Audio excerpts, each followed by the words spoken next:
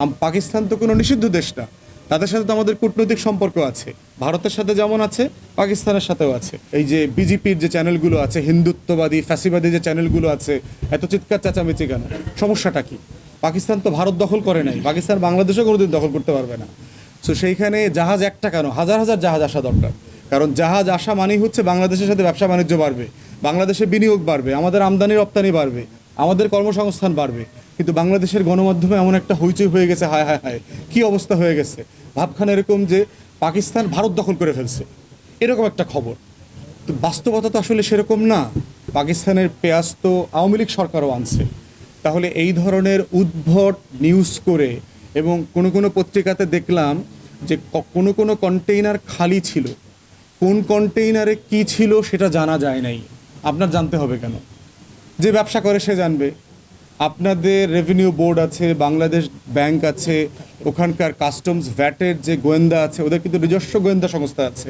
তারা দেখবে যে এলসি করা হয়েছে কোন পণ্যের জন্য, এটা কি আলুর জন্য করা হয়েছে, আলুর বদলে কি পটল এসেছে, পটলের বদলে কি পেঁয়াজ এসেছে, ওটা তারা দেখবে। কন্টেইনার খালি কেন আসছে, এই জবাবদিহিতা তারা করবে।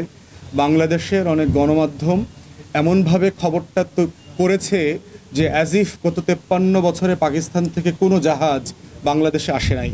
আসলে ব্যাপারটা তা না। পাকিস্তান থেকে রেগুলার বাংলাদেশে জাহাজ আসা যাওয়া করে। যেটা হয়, হয়তো কন্টেইনার শিপ এই প্রথমবার এসছে। জেনারেল যে কার্গো শিপ আছে, বাল্ক শিপ আছে, এগুলো পাকিস্তান থেকে রেগুলার যাওয়া আসা করে। তা না হলে আমাদের সাথে এই যে $1 বিলিয়ন যে ব্যবসা বাণিজ্য আছে, সেগুলো কিভাবে হচ্ছে? পাকিস্তানের একটা জাহাজ কয়দিন আগে আপনারা দেখেছেন যে করাচি থেকে এসছে, এবং সকল দেশের সাথে আমাদের কূটনৈতিক সম্পর্ক আছে, তাদের সাথে ব্যবসা বাণিজ্য সব কিছু চলছে, চলমান থাকবে এবং থাকতে হবে।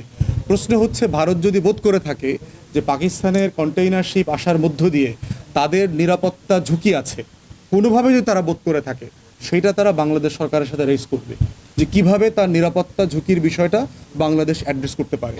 এবং সেখানে বাংলাদেশ সরকারকে আমরা অনুরোধ করব যে আপনারাও বিষয়ে রেজ করেন, হাই কমিশনারকে ডাকান, যে এত হইচই কেন, এত মাতম হচ্ছে কেন পশ্চিমবাংলায়, কলকাতায়।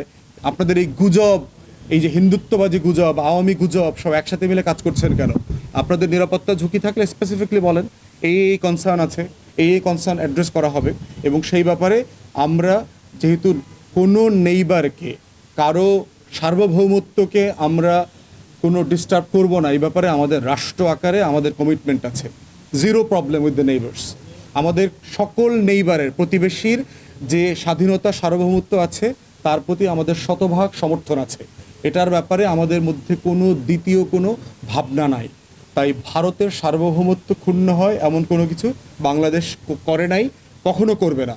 বরং ভারত করছে, প্রতিদিন করছে।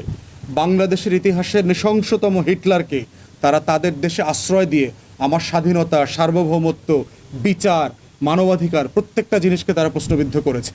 অতএব আমার স্বার্থকে ক্ষুণ্ণ করছে যে এই দেশ, তাদের অধিকার নাই তার স্বার্থ ক্ষুণ্ণ হবার কল্পিত গল্প, নাটক রচনা করবার। অতএব এই গল্প রচনা করা বন্ধ করে দিয়ে আমরা চাই দ্বিপাক্ষিক সম্পর্কটা পরিপক্ক আকার ধারণ করুক। এই সম্পর্কটা যেন আমরা সামনে নিয়ে যেতে পারি। এইটা হচ্ছে আমাদের পাকিস্তান থেকে ব্যবসা বাণিজ্যের সাথে, এর সাথে কোনো সম্পর্ক নাই। ব্যবসা চলবে, ঝুঁকি থাকবে, ঝুঁকিকে অ্যাড্রেস করতে হবে। সেটা আমরা কীভাবে কাজ করতে পারি আমরা সেটা দেখব।